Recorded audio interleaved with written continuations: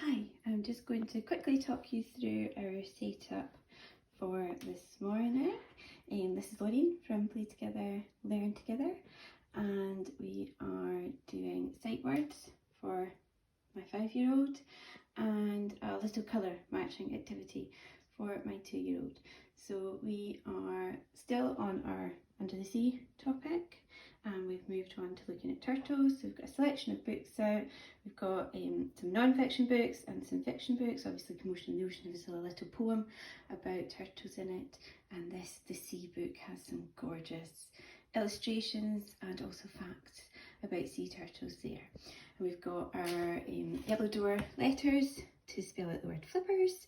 We've got Lancady turtles, and we've got our real wood letters there.